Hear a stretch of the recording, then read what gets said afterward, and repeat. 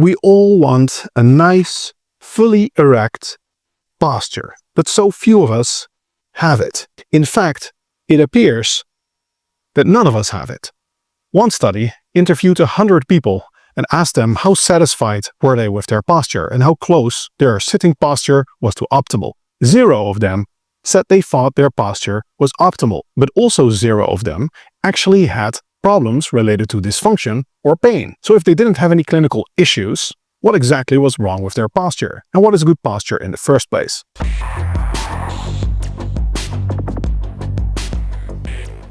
Optimal posture has been scientifically defined as follows.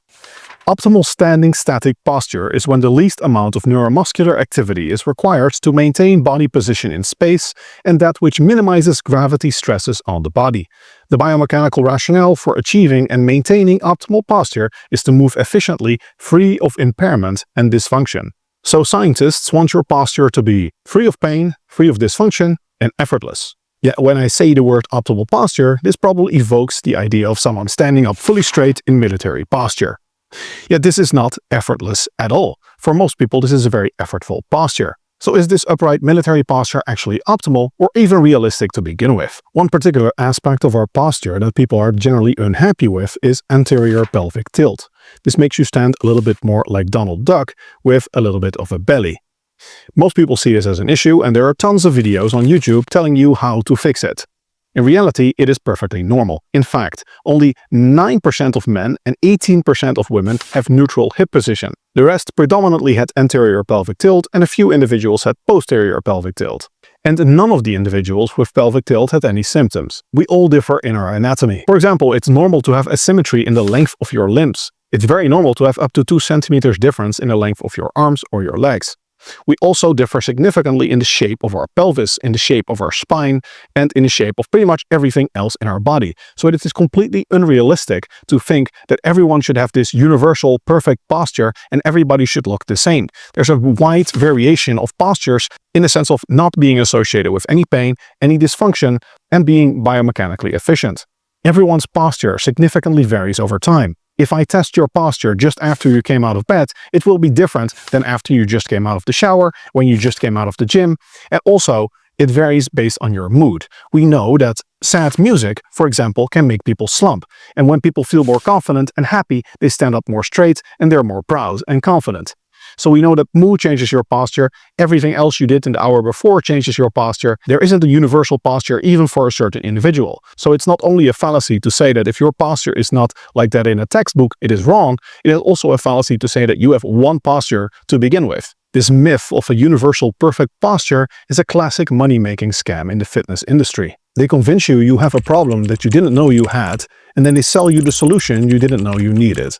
The second major myth about our posture is that our posture is the result of our muscular balance. Specifically, the idea is that our muscles are in a certain position because there are muscles on multiple sides pulling on the joint and keeping it in a certain position, so the strength and the length of the muscle groups around the joint determine the position of the joint.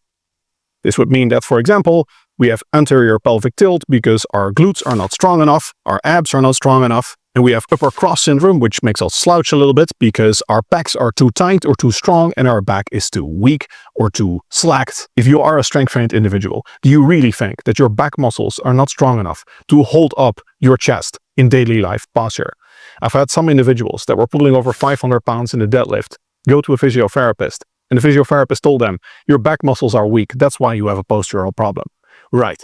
So you can deadlift 500 pounds, but the muscles are not strong enough to just keep up the rib cage in position, right? It doesn't make any sense. Your muscles are not even contracting to begin with. It's not like everyone is like fully flexed all the time, right? Your pecs, your back muscles, everything is fully flexed and everything is pulling on the joints. Your muscles are relaxed. That is literally the definition of optimal posture, that your muscles don't have to expend a lot of energy to stay in that position. Multiple studies have assessed the relationship between posture and muscle strength, muscle length, muscle tightness, and there are basically no significant correlations between these things outside of cases where people are just seriously detrained and they just need to exercise in general. If you're talking about someone who is already doing strength training, then the strength of your muscle groups, the tightness of your muscle groups, and the lengths of those muscles have no bearing on your posture. One group of researchers concluded the following. There were some correlations between hip stiffness and postural measurements, but overall these were too few to permit generalized assumptions about posture and biomechanical properties. The textbook assumption of stiff muscles opposing compliant ones was not supported. Basically, lower and upper cross syndrome, which really aren't syndromes, are simply normal posture. It is not normal to stand up completely straight with military posture. That is effortful, which makes it suboptimal posture. Normal posture is that people are a little bit slumped, you don't have a completely flat stomach, and you don't have perfectly neutral pelvic position. That is not an abnormality, that is literally the norm. The third major myth about our posture is that deviations from the optimal military posture cause pain. This belief is especially prevalent regarding back pain, where the idea is that if you have anterior pelvic tilt or upper cross syndrome, or you slouch a little bit, or you don't sit up straight, then that causes back pain. In reality, multiple large systematic reviews have concluded that there is essentially no relationship between someone's posture and the likelihood of experiencing back pain, neck pain, shoulder pain, or pretty much pain anywhere. This includes your posture when you walk, when you sit, the way you stand. Your posture in pretty much any type of daily behavior is completely unrelated to the likelihood of you experiencing any type of pain, again outside of some severe clinical cases. And to the extent that there is any stress over time in the first place, your body adapts to that relatively easily, just like it adapts to any type of stress like that of exercise. Now I would note that being sedentary is bad for your health, that is very clear. But the posture in which you are sedentary doesn't actually matter that much. You can get issues from sitting for a long period of time in a slumped posture, but you can also get issues from sitting very upright, very military posture for a long period of time as well. You can also get issues from standing too long. So it's maintenance of a posture over very long periods of time, being static, not moving, that is the issue, rather than any type of posture inherently being the cause of all evil. In fact, some of these posture abnormalities that aren't really abnormalities to begin with seem to be associated with greater athletic performance. We see anterior tilt, for example, prevalently in runners, and people that run more, that have more training experience, that exercise more, tend to get greater anterior pelvic tilt. And this seems to be a functional adaptation that makes them faster. Similarly, some research suggests that a forward rounded posture and some kyphosis, which is rounding of the upper back, is actually advantageous for boxers and swimmers. Myth number 4. There are certain special exercises you can do to correct your posture. Wrong. In fact, most research has failed to find any effect of exercise in general, regardless of the type, on our posture. For example, a study by Wang et al. Looked at the common prescription of stretching the pecs and training the upper back to move the shoulder blades back, and they found no effect at all on shoulder blade position. Another study by Levine et al. Found no effect of an abdominal strength training program on anterior pelvic tilt, because for most individuals these are not problems to be corrected in the first place. Now, there are some effects of exercise in general on posture in people that have significant muscular weaknesses, elderly individuals, for example, that haven't been training for a long period of time.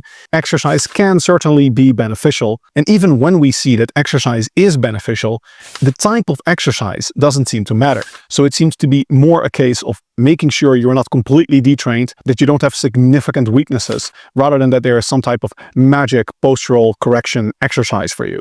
And this is generally true both for actual postural changes, like the changes in your shoulder blade position or your pelvic position, which again typically don't occur in the first place, and for the resolution of pain. In fact, a good case can be made that exercise itself doesn't physiologically or biomechanically do much for your posture, but it is mostly the confidence and the well-being that comes from exercise that improves posture. The relationships between our mood and our level of happiness and our posture are actually stronger than the relationship between posture and biomechanical factors like muscle length or strength. So when people start exercising and they become happier and they become more confident with their body, that can certainly improve their posture. Exercise is very effective to reduce depression, stronger than some drugs, in fact. So when we see that people become more confident with their body and therefore they start standing up more straight, that could be a factor for sure, but it doesn't have a lot to do with biomechanics. In conclusion, most people watching this video don't need to do anything special about their posture because there is nothing to fix. If you don't have pain or dysfunction, you probably don't have a postural problem. Many people think there is something wrong with their posture for absolutely no reason. There is a massive industry trying to feed on this insecurity, but don't let them do that, because that insecurity is probably causing you to slouch and slump much more than any biomechanical factor like tight pecs or any other imaginary problem that they will tell you you have. If you like this type of evidence-based content, I'd be honored if you like and subscribe. You might be interested in the online Hanselman's PT certification course. You'll learn absolutely everything you need to know to get results like these. The link is in the description.